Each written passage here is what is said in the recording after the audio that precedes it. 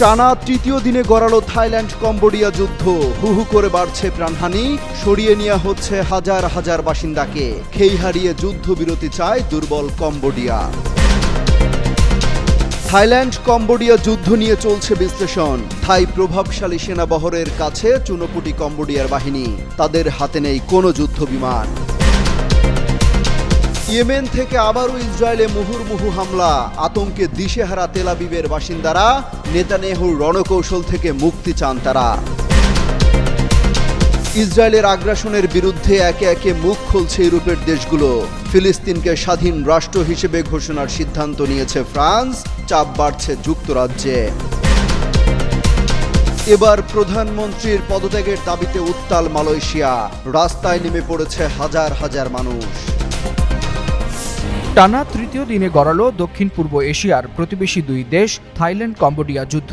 চলমান সীমান্ত সংঘাতে নিহতের সংখ্যা বেড়ে দাঁড়িয়েছে ৩২ জনে। এছাড়া তীব্র এই লড়াইয়ে আহত হয়েছেন ১৩০ জনেরও বেশি। কম্বোডিয়া বলছে তাদের উত্তর সীমান্ত অঞ্চল থেকে এরই মধ্যে প্রায় ২০,০০০ মানুষকে নিরাপদ স্থানে সরিয়ে নেওয়া হয়েছে। আর থাইল্যান্ডের কর্মকর্তারা জানিয়েছেন দেশটির সীমান্তবর্তী অঞ্চলে ১,৩৮,০০০-এর বেশি মানুষকে সরিয়ে নেওয়া হয়েছে এবং প্রায় ৩০০টি আশ্রয়কেন্দ্র খোলা হয়েছে।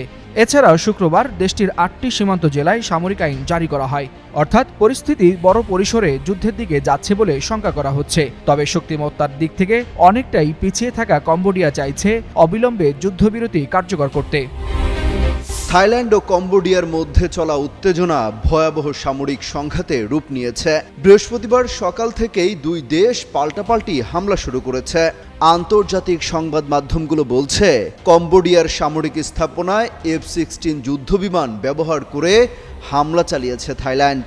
জবাবে কম্বোডিয়া পাল্টা রকেট হামলা চালিয়েছে। সাম্প্রতিক সময়ে এই দুই দেশের শক্তিমত্তা বা দ্বন্দ্বের প্রভাব খুব একটা প্রকাশ্যে আসেনি, তাই তাদের সামরিক শক্তিমত্তার তথ্য অনেকেরই অজানা। লন্ডন ভিত্তিক প্রতিষ্ঠান IISS এর তথ্য অনুযায়ী দুই দেশের সামরিক শক্তি অস্ত্র ভাণ্ডারের তথ্য নিয়ে থাকছে আজকের প্রতিবেদন। কম্বোডিয়ার সক্রিয় সামরিক কর্মী ১,২৪,৩০০ জন। ১৯৯৩ সালে দেশটির সাবেক কমিউনিস্ট সামরিক বাহিনী এবং দুটি অন্যান্য প্রতিরোধ বাহিনীর একীভূতকরণের মাধ্যমে সশস্ত্র বাহিনী প্রতিষ্ঠিত হয়েছিল। এর মধ্যে কম্বোডিয়ায় সেনাবাহিনীর সদস্য সংখ্যা ৭৫,০০০। সেনাবাহিনীর কাছে ২ শতাধিক যুদ্ধ ট্যাঙ্ক এবং প্রায় ৪৮০টির মতো কামান রয়েছে। অপরদিকে থাইল্যান্ডকে ন্যাটো জোটের বাইরের মিত্র হিসেবে বিবেচনা করে যুক্তরাষ্ট্র। দেশটির সক্রিয় সামরিক কর্মীর সদস্য সংখ্যা ৩,৬০,০০০-এর বেশি। এদের মধ্যে থাই সেনাবাহিনীতে মোট ২,৪৫,০০০ কর্মী রয়েছে। সেনাবাহিনীর প্রায় ৪০০টি যুদ্ধ ট্যাঙ্ক, ১,২০০টিরও বেশি সাঁজোয়া যান এবং প্রায় ২,৬০০টি কামান রয়েছে। কম্বোডিয়ার বিমান বাহিনীতে ১,৫০০ জন কর্মী রয়েছে। বাহিনীটিতে তুলনামূলকভাবে ছোট বিমান বহর রয়েছে, যার মধ্যে আছে 10টি পরিবহন বিমান এবং 10টি পরিবহন হেলিকপ্টার। কম্বোডিয়ার কোনো যুদ্ধ বিমান নেই, তবে তাদের 16টি বহুমুখী হেলিকপ্টার রয়েছে, যার মধ্যে রয়েছে সোভিয়েত যুগের 6টি Mi-17 এবং 10টি চীনা Z9।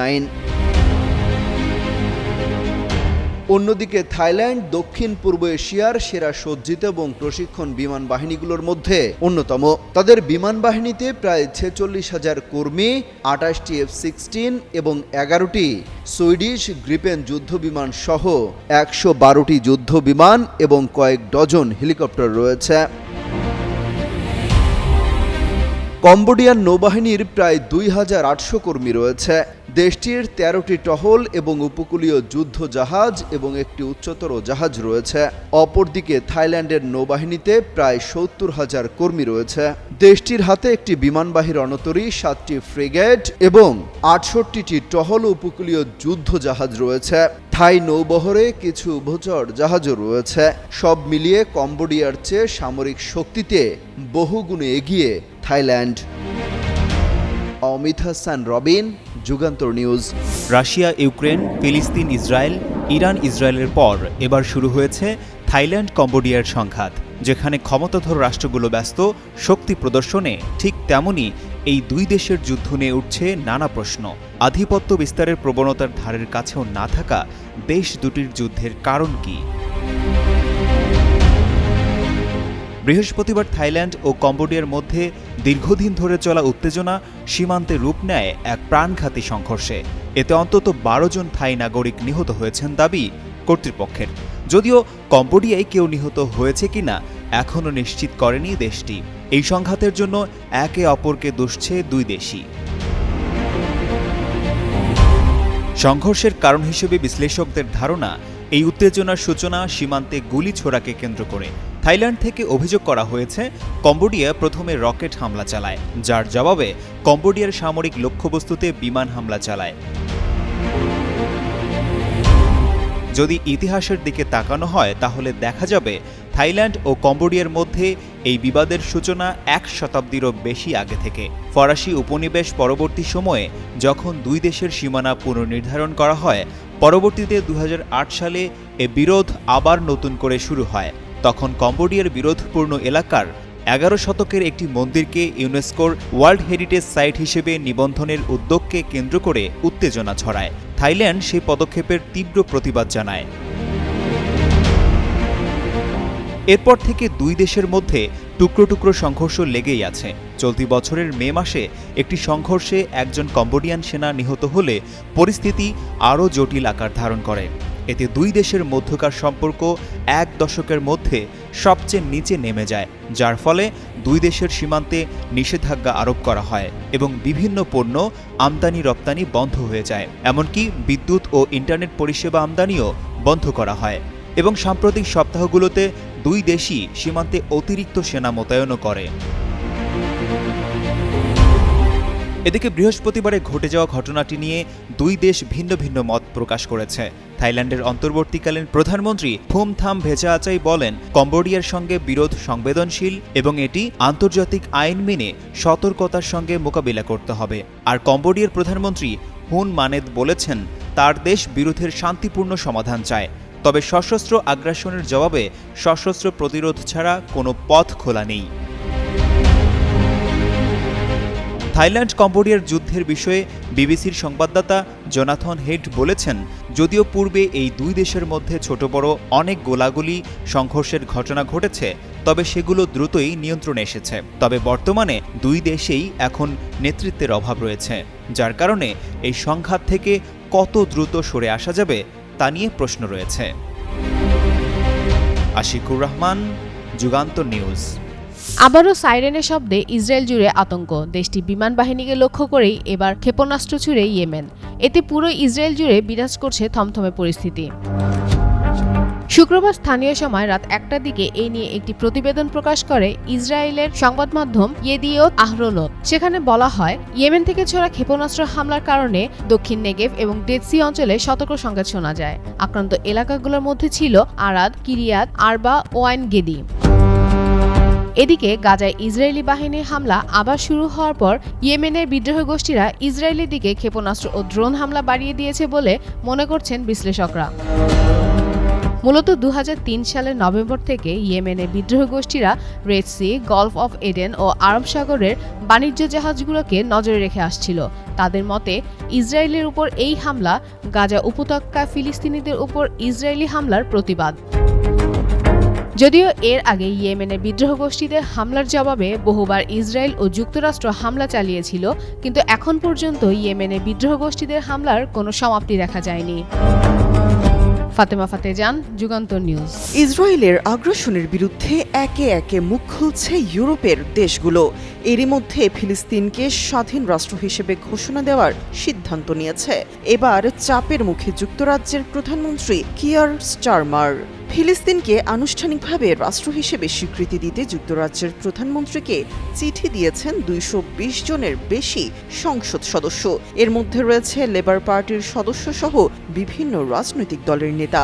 শুক্রবার এক প্রতিবেদনে বার্তা সংস্থা এএফপি জানায়, চিঠিতে এমপিরা স্টারমার্ককে আগামী সপ্তাহে নিউ ইয়র্কে অনুষ্ঠিতব্য জাতিসংঘ সম্মেলনে ফিলিস্তিন রাষ্ট্রকে আনুষ্ঠানিকভাবে স্বীকৃতি দেওয়ার অনুরোধ করেছেন। এই সম্মেলন 28 ও 29 জুলাই দুবাই, ফ্রান্স ও সৌদি আরবের সহ সভাপতিত্বে অনুষ্ঠিত হতে যাচ্ছে। এমপিরা তাদের চিঠিতে উল্লেখ করেছেন, যদিও যুক্তরাজ্যের একার পক্ষে একটি স্বাধীন ফিলিস্তিন গঠন করা সম্ভব নয়, তবে যুক্তরাজ্যের স্বীকৃতি বিশ্বকে একটি তাৎপর্যপূর্ণ বার্তা দেবে। তারা ব্রিটেনের ঐতিহাসিক ভূমিকা এবং জাতিসংঘ নিরাপত্তা পরিষদের স্থায়ী সদস্য হওয়ার বিষয়টিও তুলে ধরেছেন। 1971 সালের বেলফোর ঘোষণার মাধ্যমে ইসরায়েল রাষ্ট্র গঠনে যুক্তরাজ্যের ভূমিকার কথা স্মরণ করিয়ে দিয়ে তারা বলেছেন, ফিলিস্তিন রাষ্ট্রকে স্বীকৃতি দেওয়া এখন তাদের নৈতিক দায়িত্ব। এই চিঠিতে conservative, liberal Democrat, Scottish national party এবং ওয়েলসের প্লাইড কামব্রিজ সহ বিভিন্ন দলের সংসদ সদস্যরা স্বাক্ষর করেছেন, যা মধ্যপ্রাচ্যে টেকসই শান্তির পক্ষে যুক্তরাজ্যের অবস্থান স্পষ্ট করার দাবিকে আরও জোরালো করেছে। যদিও স্টারমার সরকার এখনও এই প্রস্তাবকে আনুষ্ঠানিকভাবে সাড়া দেয়নি, তবে বিশেষজ্ঞরা মনে করছেন ব্রিটিশ পার্লামেন্টের ভেতরে ফিলিস্তিন রাষ্ট্র স্বীকৃতির পক্ষে এই ক্রমবর্ধমান চাপ লেবার সরকারের পররাষ্ট্রনীতিতে গুরুত্বপূর্ণ প্রভাব ফেলতে পারে। ফ্রি মালয়েশিয়া টুডে স্লোগানে উত্তাল কুয়ালালামপুর। সড়কে নেমে এসেছেন হাজার হাজার মানুষ, স্লোগানে মুখরিত পুরো এলাকা। নির্বাচনী প্রতিশ্রুতি ভেঙেছেন দেশটির প্রধানমন্ত্রী আনোয়ার ইব্রাহিম, তাই তার পদত্যাগের দাবিতে সোচ্চার দেশটির রাজধানী। শনিবার সকাল থেকেই মালয়েশিয়ার রাজধানী কুয়ালালামপুরের বিভিন্ন প্রান্ত থেকে মানুষ রাজপথে বের হন। তারা মারদেকা স্কোয়ার ও এর আশেপাশে এলাকায় অবস্থান নেন। এ সময় তাদের হাতে বিভিন্ন প্ল্যাকার্ড ও ব্যানার ছিল, যেখানে আনোয়ারের পদত্যাগ ও দ্রব্যমূল্য নিয়ন্ত্রণের দাবি জানানো হয়।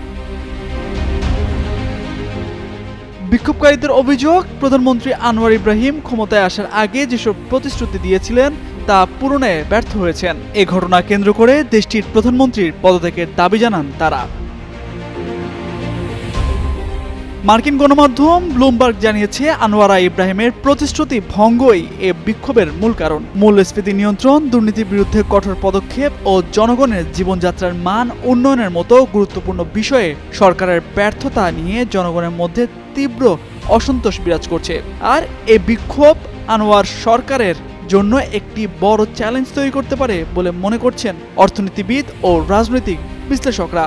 এদিকে বিক্ষোভকে কেন্দ্র করে শহরের বিভিন্ন স্থানে কঠোর অবস্থানে রয়েছে দেশটির আইনশৃঙ্খলা বাহিনী।